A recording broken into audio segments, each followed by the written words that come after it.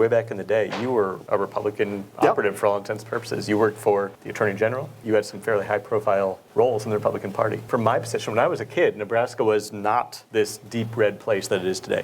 Nebraska had Democratic senators, for Christ's sakes. You could be an elected statewide official, Republican, Democrat, anything in the middle. That was not your life at that point. You were way over, I guess, over here. Yeah. As the state has shifted one way, you are swimming against the tide. You're doing something the rest of the state isn't. How did that happen? Can you point to a single thing that made that happen? Yeah, I can. So after I finished my career in the Attorney General's office, and I was always a fan of the legislature because I was used to watching and observing and listening and lobbying on behalf of the Attorney General. They were debating a measure which they did every year, the elimination of the death penalty.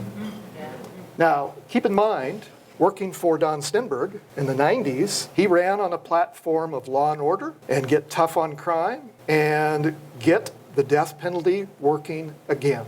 It hadn't been used in over 40 years. The last person that was executed in the state of Nebraska at that point was Charlie Starkweather, before I was born. So there was a group of Republicans that helped Senator Chambers, and they were successful in passing the elimination of Nebraska's death penalty. So I watched it. I didn't have a client, but I watched purposefully that whole debate. It went on for weeks and weeks and weeks. And keep in mind, I helped architect the tough on crime policies back in the 90s.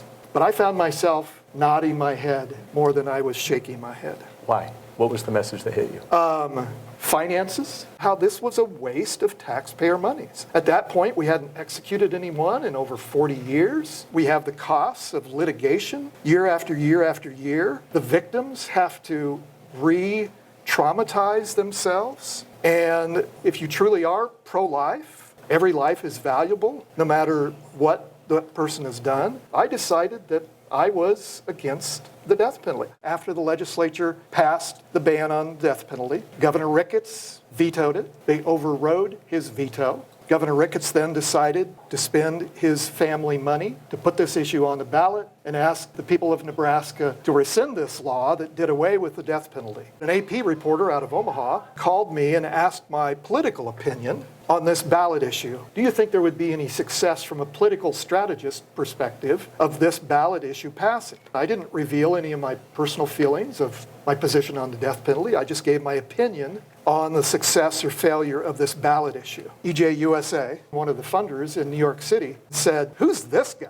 Former special assistant to the Attorney General was there for 3 executions back in the 90s and said, "Dan, would you like to sit down and talk about this campaign that we're starting?"